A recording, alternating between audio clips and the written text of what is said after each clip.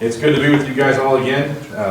It doesn't seem like there's some days it seems like it's been a long time since we've been here, but it hasn't even been a year yet. And so it's just been a really long year. So we're thankful to be here just thankful to be with you guys. And we've been keeping up with whoever's speaking and the lessons you guys have been doing on the YouTube and seeing you guys post that kind of stuff. So keeping tabs on you a little bit. Obviously, you guys have been in our prayers, and those that have been having surgeries and getting all kinds of things replaced and all that. You guys have been in our prayers, and we appreciate what you guys are doing here. If you want to open up your Bibles to Ephesians chapter 5, we're going to look at a passage here, and an interesting thing that kind of happens here in chapter 5 of Ephesians.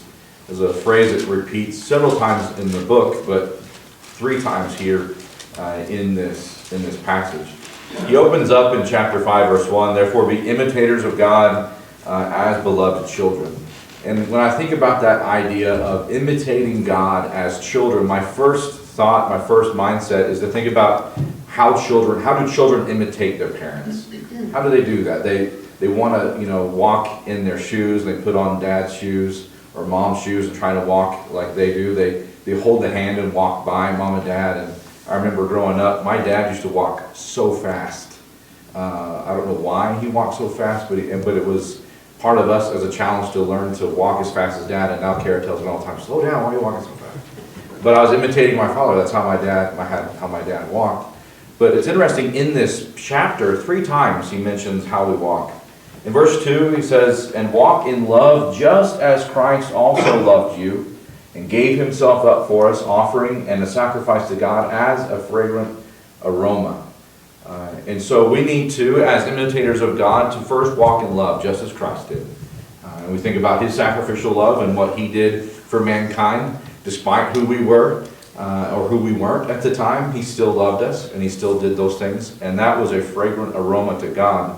In the same way, when we can practice the same sacrificial love to the world around us, it is a fragrant aroma to God as well. You skip down to beginning of verse 6. "Let no one deceive you with empty words, for because of these things the wrath of God comes upon the sons of disobedience.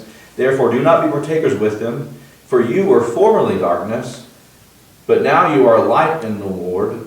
Walk as children of light." And so we walk in love and we walk in light. How do we walk in light? Well, he tells us here, "For the fruit of light consists of all goodness, righteousness, and truth."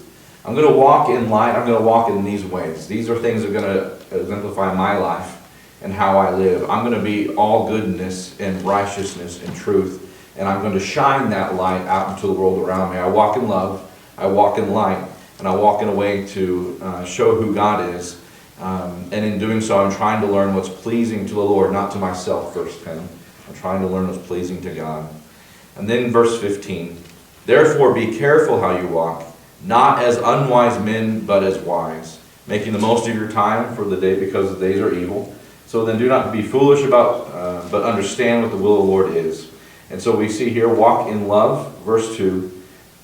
Verse 8, walk as children of light. And verse 15, walk in wisdom. There's a lot of things that we need to be wise about and be aware of. We are to be harmless as doves, but as wise as serpents, is what Christ would tell us to be. And this is a world that we need to be harmless.